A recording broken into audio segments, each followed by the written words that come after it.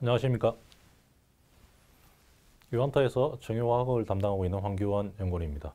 오늘은 그 SO일에 대한 보고서 내용을 간략하게 설명드리겠습니다. 주제는 드디어 수학의 계절이 됐다라는 타이틀 하에서 보고서 내용을 잠시 설명드리도록 하겠습니다. 먼저 SO일은 2018년 하반기에 모멘텀이 상당히 많이 포진이 되어 있을 것으로 보여집니다. 예를 들어서 아시아 전체 정유합항은 상승 사이클에 접어들어 있는 상황 하에 대규모로 진행되어져 왔던 S-오일의 설비 투자가 완공이 되어지면서 본격적인 기업 가치 상승이 이어질 것으로 이렇게 보여집니다. 이 부분을 다 반영하면 타겟 프라이스는 19만 원 정도 수준입니다. 현재 주가가 11만 원 정도 수준이니까 약 한 70% 정도의 업사이드가 있다라고 말씀드릴 수 있을 것 같습니다. 좀 더 구체적으로 하반기 투자 포인트를 세 가지로 나눠서 설명을 드리도록 하겠습니다. 첫 번째 부분은 이번 2분기와 관련되어 있는 내용입니다. 2018년 2분기 실적이 생각보다는 실적 회복 속도가 빨리 일어나면서 실질적 서프라이즈가 달성이 될 것으로 추정이 되어집니다. 영업 실적으로 예상을 해보면 2분기 4,500억 정도의 영업이익이 달성될 것으로 보여지는데 이는 지난 1분기에 2,500억 정도 실적이 발생이 되어졌습니다. 이때에 비하면 대략 70% 이상의 실적 성장이 발생이 될 것으로 보여집니다.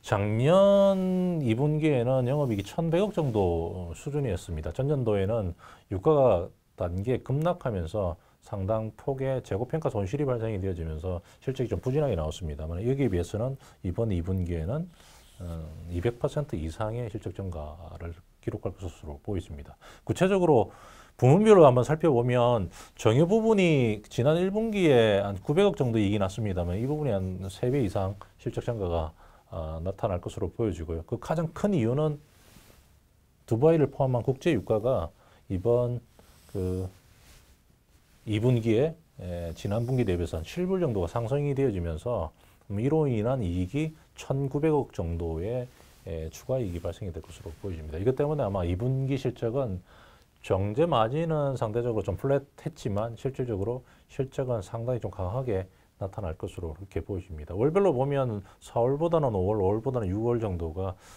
실적 개선의 폭이 속도가 좀 빨라지지 않겠나 싶습니다. 두 번째 투자 포인트로는 6월부터 나타나는 3분기에 주로 포진이 되어져 있는 대규모 신규 증설 관련되어 있는 부분 효과를 말씀드리도록 하겠습니다. S-오일은 2015년부터 시작해서 2018년 4월까지 약 한 4조 8천억 원 정도의 자금을 투자를 해서 대규모 고도화 정유 설비 및 석유화학 설비를 투자를 하고 있고 4월 달에 완공이 됐습니다. 해당 설비는 원래 정유 설비 중에서 가동을 하면 적자 상태로 나오는 벙커C라고 하는 제품이 나옵니다만은 이 벙커C 제품을 재처리해서 휘발유라든지 아니면 좀 보급 제품이 되는 그 프로필렌 옥사이드라든지 이런 그 폴리프로필렌이라든지 이런 석유화학 제품으로 전환하기 위한 설비 투자가 이루어졌습니다. 이미 이루어진 상황이고요.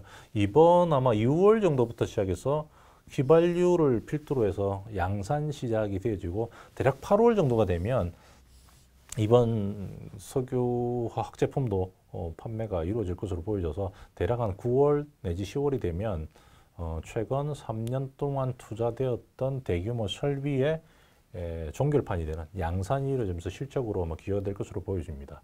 해당 설비가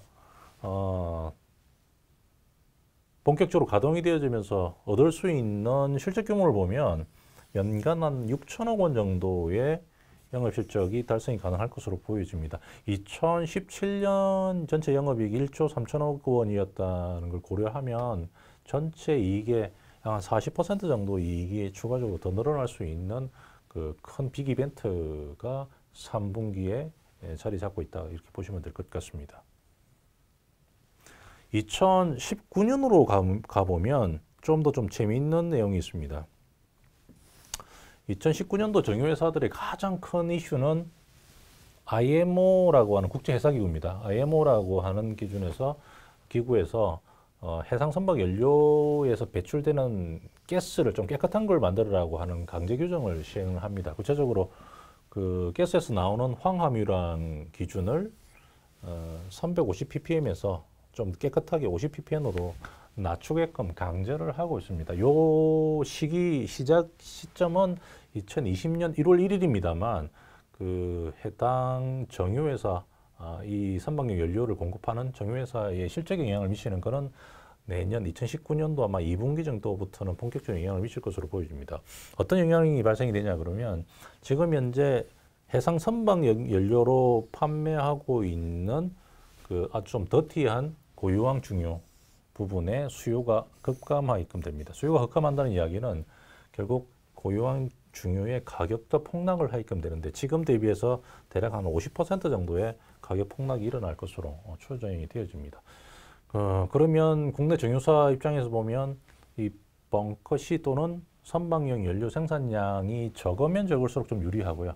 그 비중이 높으면 높을수록 2019년도부터 시작해서 실적 충격이 발생이 될 가능성이 높습니다.